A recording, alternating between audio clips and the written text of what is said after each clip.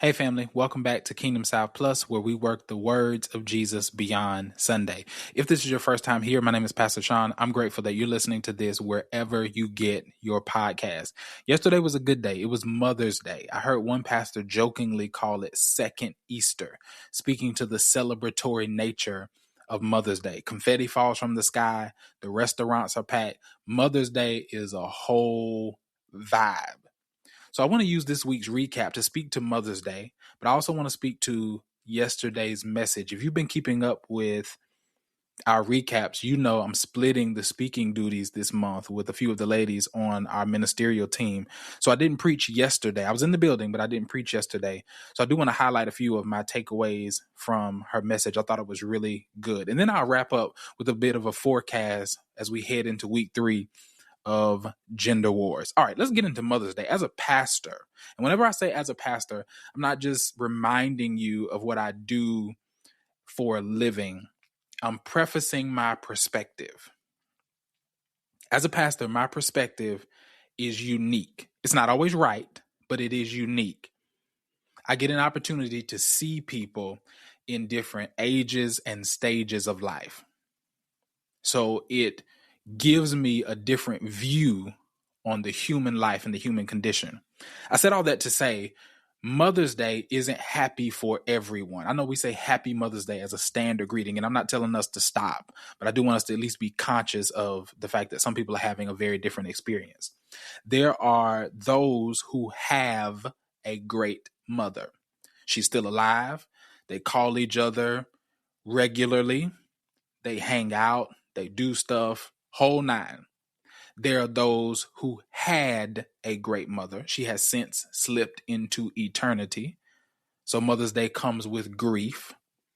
There are those who have a bad mother. She either wasn't there or didn't care, and she's still alive.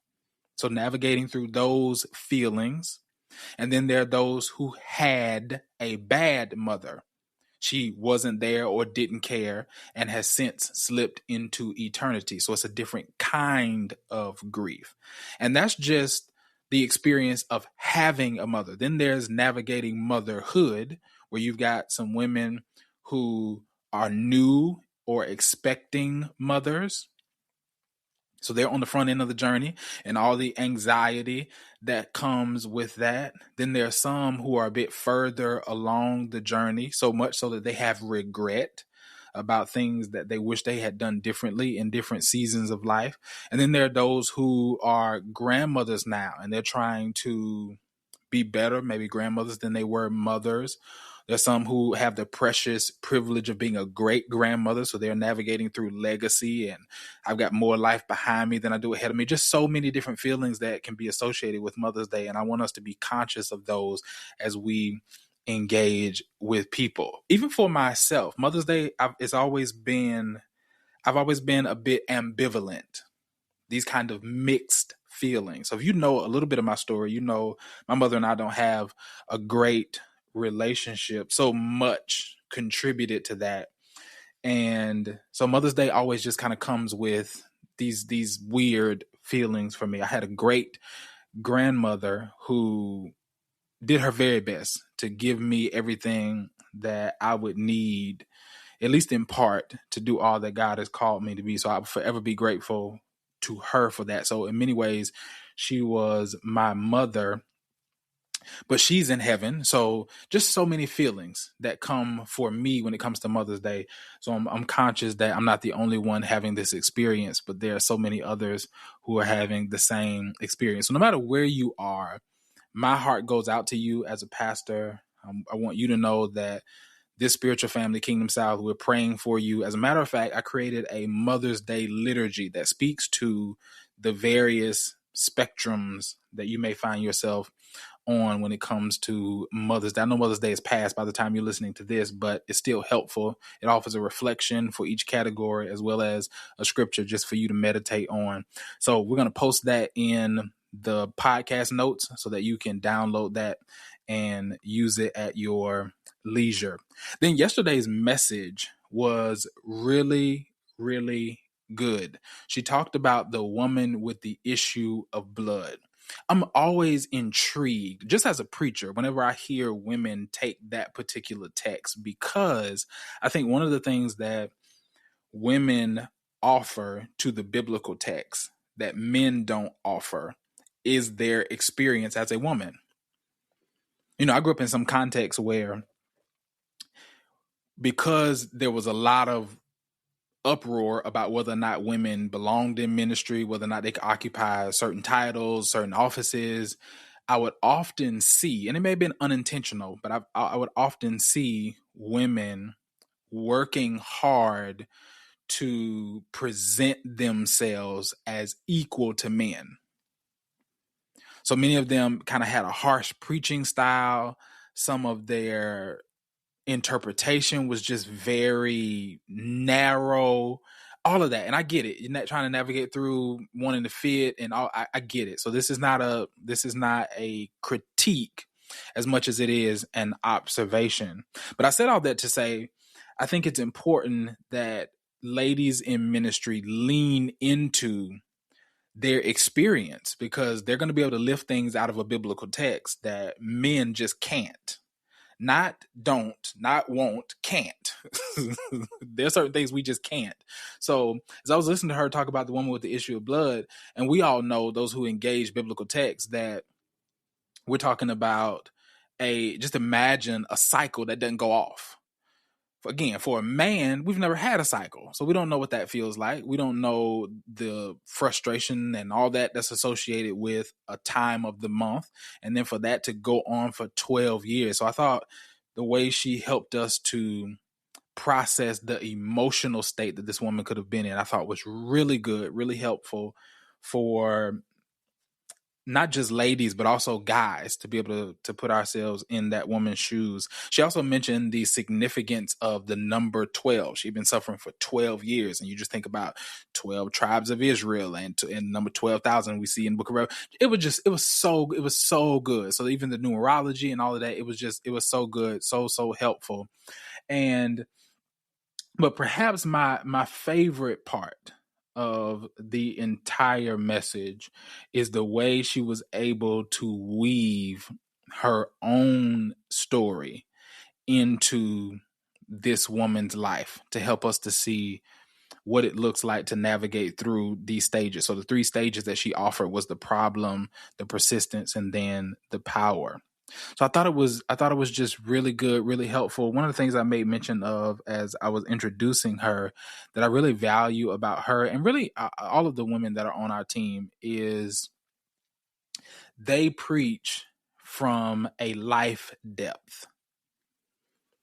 Like, yes, I'm a reader, I'm a scholar, so I'm always for theological depth, but sometimes theological depth comes or can come at the expense of life depth. So there are people who are saying things and preaching about things that they just don't know anything about because they haven't had certain experiences. So I'm grateful for the ladies who are part of our ministerial team who really preach from a place of depth when it comes to life. And so as she was navigating through her own story and helping us to see the parallels between the two, that, hey, I'm not just preaching this woman. I've experienced some of the things that this woman has experienced, and the same way that God has healed her, the same way that God has put an end to her suffering, he did that for me as well. So I thought it was just a really, really good message. So shout out to Elder Regina Pounds for the word yesterday. It was really, really good, and hopefully people were able to get something from it. Okay, so we're gearing up for week 3 of Gender Wars. So our theme for the year is radical warfare. We always take a theme every year. It doesn't change our mission. It helps give us an area of emphasis for our mission. And so this year, our focus is on warfare. So a lot of our series titles kind of have warfare implications. And that is true of this gender series. So we're exploring aspects of womanhood and the war surrounding it. So this coming weekend, I'm sharing a message called "You Can't Make Them Love You." Oh, it's going to be It's going to be so good. And I'm not just saying that because I'm preaching that. It's going to be so good because the concept is just so good. It kind of hit me one day and I was like, we don't really explore that, especially in the broad sense. Normally we talk about when we're talking about making someone love you, we're always thinking romance. And when I think about women, again, pastorally, some of the things that I've seen women go the extra mile to try to get people to like them.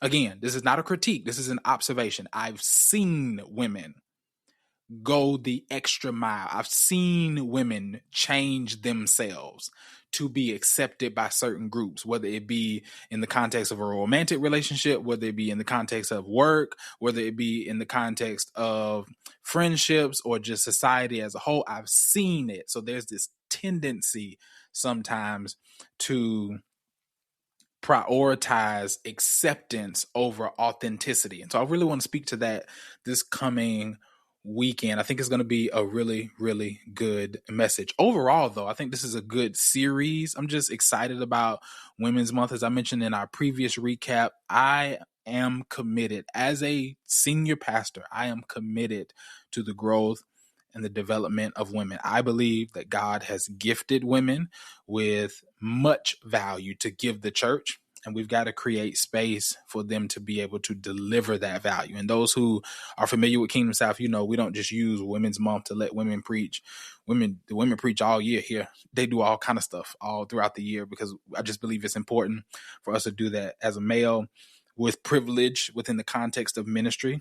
It's my responsibility to use some of that privilege to uplift those who don't share the same privilege. So I'm just grateful for the season that we're in as a spiritual family. No church is perfect. Listen to me. No church is perfect. No church. I don't care where they are. I don't care how many people they have. I don't care how great the pastor is. There is no church that is perfect because people are there. As soon as people show up, the church is no longer perfect. As soon as people show up, the church is no longer perfect. So there's no perfect church, but we do our very, very best to be clear about what God has called us to do. And one of the things that he's called us to do is to uplift women in ministry by giving them platform, giving them space to be able to share with us what God has shared with them. So I'm looking forward to a really good rest of the month. After week 3, then we've got the final week where we've got a mother-daughter tag team that's going to happen. I'm looking forward to that. I think it's going to be really, really good. So yeah, all in all, it's been a good month so far. I believe the rest is going to be the best.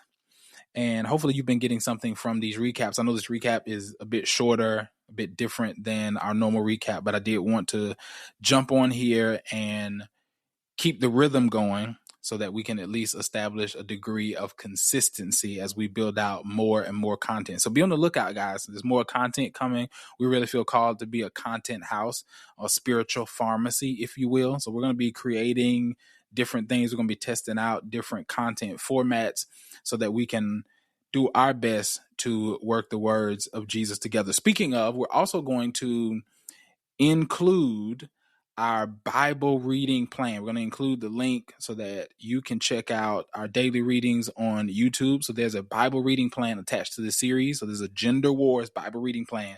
I read the scriptures every day and post them to YouTube. So we're going to put a link to that in the podcast notes so that you'll be able to check that out and you can read along with us. Just curated scriptures that really speak to womanhood and warfare and some of the different aspects as they play out throughout the scriptures. All right, that is all that I have time for this week. Again, I know this was a bit different, a bit shorter than it normally is, but I wanted to show up and be present and accounted for. I've got one ask. It's the only ask I'll ever ask of you, and that is, if this added any value to your Jesus journey, would you help me to help more people? Would you send this to someone you know that needs to hear this recap? Until next time, this is Kingdom South Plus, where we work the words of Jesus beyond Sunday.